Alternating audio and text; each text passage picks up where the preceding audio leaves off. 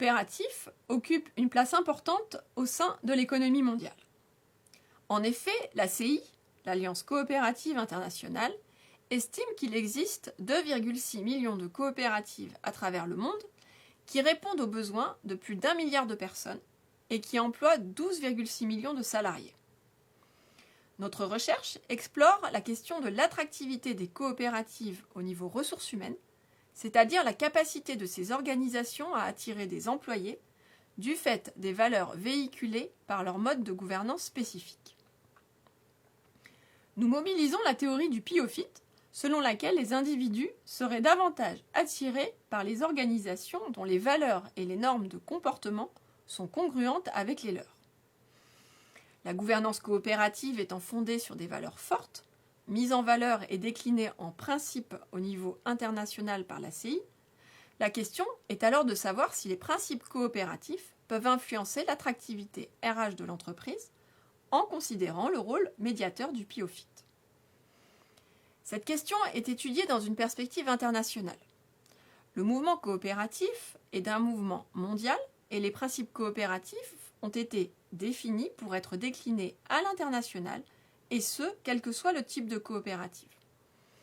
Pour autant, les principes coopératifs peuvent faire l'objet d'interprétations différentes par les acteurs selon le continent ou le pays étudié.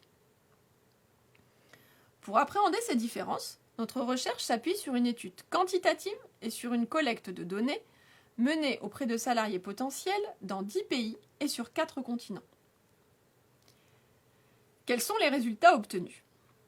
Sur l'ensemble de notre échantillon, il ressort que l'orientation envers les membres et les principes coopératifs tels que les pratiques démocratiques, le partage des bénéfices, l'ouverture sans discrimination et l'engagement dans le milieu créent une congruence entre les valeurs des individus et un employeur coopératif potentiel. Ce partage de valeurs favorise la capacité des coopératives à recruter sur leur marché. Ainsi, quelle que soit la zone géographique d'embauche, le fait de mettre en avant la nature coopérative de l'entreprise contribue à renforcer l'attractivité organisationnelle et à faciliter le recrutement des futurs talents. Pour autant, si les principes coopératifs permettent d'attirer les ressources humaines, le poids de ces principes dépend du contexte. Ainsi, dans les aires culturelles, comprenant des économies développées, c'est la répartition des bénéfices aux membres et l'engagement dans le milieu qui jouent un rôle prépondérant.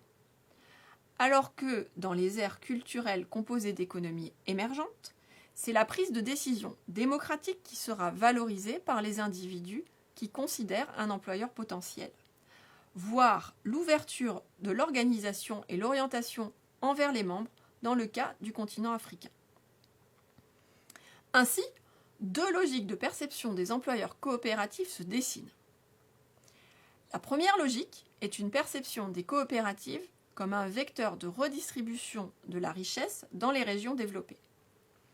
Le fait que les coopératives redistribuent la valeur qu'elles créent à leurs membres, comme les agriculteurs par exemple, et au territoire sur lequel elles sont implantées, est un atout pour attirer des talents dans ces régions. La deuxième logique, dans les économies émergentes, est une perception des coopératives comme un moyen d'accès à la démocratie et, concernant le continent africain, au marché de l'emploi et des biens et services. Cette perception correspond davantage au modèle original qui a gouverné la création du mouvement coopératif, selon lequel une coopérative est une entreprise d'aide mutuelle détenue et contrôlée démocratiquement par les personnes qui utilisent ces services.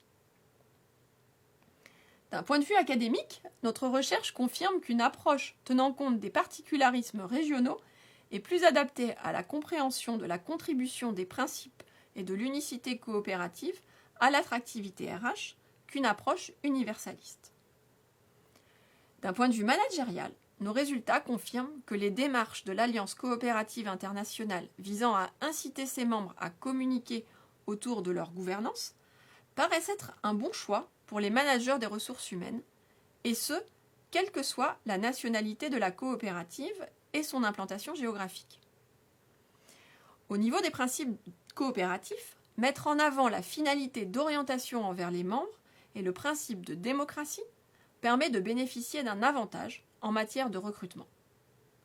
Pour autant, si les coopératives sont présentes dans plusieurs aires géographiques, les managers ont intérêt à mettre en place des procédures de socialisation différentes et éventuellement à adapter leurs arguments de recrutement selon l'ère culturelle dans laquelle est implantée leur coopérative.